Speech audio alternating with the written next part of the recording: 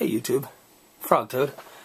Well, I guess some of y'all saw the Spyderco Resilience with the wood handle, and you know, I had a lot of fun making the scales for this, and liked the way it came out. So I'm gonna try another one, and the venerable Kershaw Skyline seems to be a pretty good candidate for that. Now there's a lot of reviews out there, so I'm just not even going to bother. But there are some differences with this one. With the Spyderco, they come from the factory very, very thin. In fact, let me see here. This is a military, and you can see how much thinner, you know, the stock Spydercos are. And God knows I love in this, you know, this type of knife, I like that thinness, even though that, it's another story, but that's going away. But,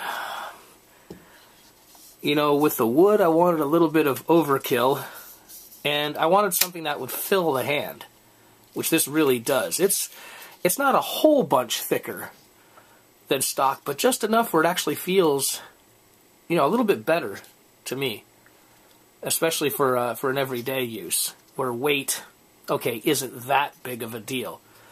And I chose not to put the pocket clip back on, because I'm going to use a lanyard, and that's probably what's going to happen with the military too. But now, you know, that's a hand-filling knife. Now, the Skyline, for me, I tend to use it in that part of the hand. So, you know, the thinness is different. I should say the thinness, it makes a difference. It's hard to explain. But in other words, I want to keep this one thinner. But working with wood, it's going to be interesting to make sure that I don't make it too thin, because especially on the Skyline, you can see one scale is pretty much the whole knife. Got a pretty big space in there that's unsupported. So I'm going to choose a hardwood, and a really hardwood actually. And we're just going to see if I can kind of retain as much of the thin property, which of course will also be lighter, of the original Skyline, and maybe give it, oh, I don't know, kind of a more elegant look, I guess. You know, black G10 is black G10.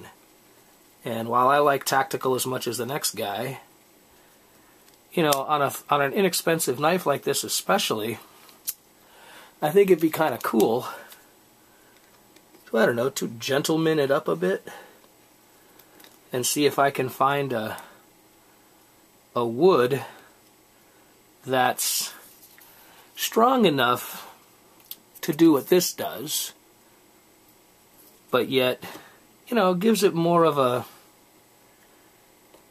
gentlemanly look, or an outdoorsy look, I suppose. My vocabulary fails me here. But definitely a different look. And this will be a fun challenge. You know, I enjoy that. And I don't know if the camera's picking that up, but you can tell there's actually a difference in width between the two scales. So, got the knife apart, got the scales, and I'm going to go see if I can replicate these in an appropriate wood. Okay, well, pretty much got it coming along pretty well.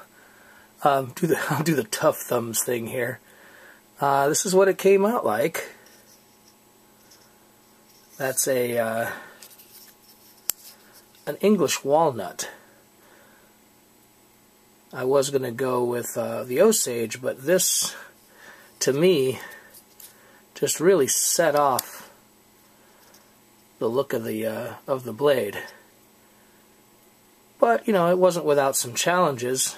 I think I over-drilled this a little bit. And I haven't decided if I like that look or not. But the big problem I had with this one was it's only half done. The nuts, if you will, on this side I couldn't get them out of this scale. Now, I don't know if they're supposed to come out or not, but I think if I'm going to keep doing this, I need to go ahead and invest in just more hardware and start looking for places to buy different hardware to build. But because of that, I only did the one half of it. You know, and it worked out kind of cool in one way. I was able to keep I kept the pocket clip in the right spot. And I think I mean, it's an amazing difference when you see this and you go, okay, everyday knife, no big deal. But the wood definitely sets off the look with that blade. And I'm going to keep it on there, and it operates just fine. Pretty much just like it always did.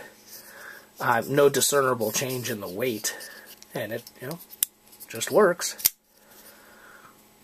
This has been a lot of fun.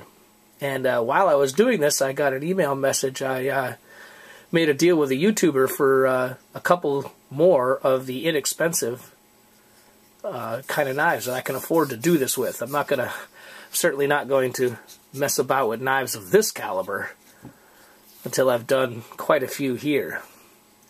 So the next step on this one will be to, maybe somebody in the comments will tell me if these do come out and I was just too afraid to break them, if I could use a little more force and get them out of there, if they're supposed to be in there for good. Or figure out a way to get some kind of hardware to replace what's there. But I think this one would actually, I'm going to go ahead and, I've got the other scale actually already cut out, it's just not finished. And the back spacer, I don't know, I might keep the black. It actually looks kind of cool. Or I might find a piece of contrasting wood to put in there, don't know yet. Give me your ideas if you'd like. And I don't know, when I first looked at it I went, well, maybe it does kind of make it look, I don't know, do wood knives have a cheaper look to some people than the FRN or the G10? I don't know, I haven't decided. I think it looks more elegant. I don't know. Give me your opinion. Let me know what you think. And we'll see y'all next time around. Fair winds, y'all.